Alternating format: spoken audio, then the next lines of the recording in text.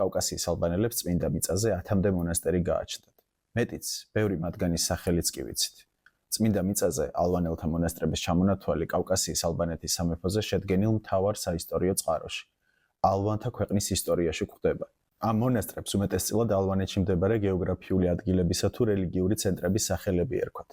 აი რას გვეუბნება ეს ადრეული შუა საუკუნეების წყარო მათ შესახებ. პანდავანქის, ანუ პანდის მონასტერი, მდებარეობდა ზეთისხილის მთის აღმოსავლეთით. ააშენა ალბანთა ქვეყნიდან მოსულმა ერთმა მეუდაბნოემ, პანონმა. ავტორი გვამცნობს, რომ მის დროში მონასტერს ალბანელი მღვდელი პეტროსი ფლობდა. მრუვის მონასტერი. აშენებულია 40 სებასტიელი მოწამის სახელზე. მდებარეობდა პანდავანქის მახლობლად.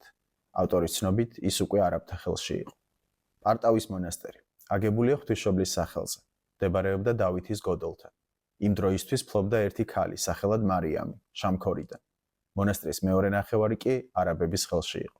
ბლანკათუიკის მონასტერი პარტავის მონასტერთან მდებარეობდა. იმ დროისთვის ფლობდა თეოდოროსი, ქრისტიანი არაბი. მასთან ერთად მონასტერს ფლობდა აბულკამი, რომელიც ვანის ტბის ჩრდილოეთიდან იყო აქ მოსული. მას მემატიანე უსამართლო და ბოროტ არაბად მოიხსენიებს. არცახის მონასტერი ღვთისმშობლისა და წმინდა სტეფანე პირველმოწამის სახელზე იყო აგებული.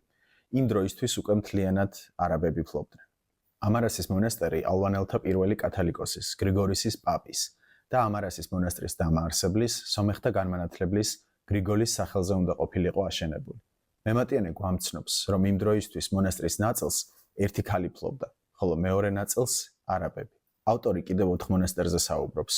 აქედან 3-ზე ამბობს, რომ მათ არაბები ძალით დაეუფლნენ და მათი სახელები უცნობია, ხოლო მეოთხე მდებარეობდა არავენის მონასტერთან. აქ შესაძლოა რომელიმე სომხური მონასტერი იგულისხმებოდეს. იმ დროისთვის მასაც არაბები ფლობდნენ. სამწუხაროდ დღესდღეობით ამ მონასტრების ზუსტი ადგილმდებარეობის შესახებ ნაკლები ინფორმაცია გვაქვს, რადგან ალბანელთა სახელმწიფოს ჩამოშლასთან ერთად წმინდა მიწაზე ალბანური მონასტრების კვალი ნელ-ნელა ქრება.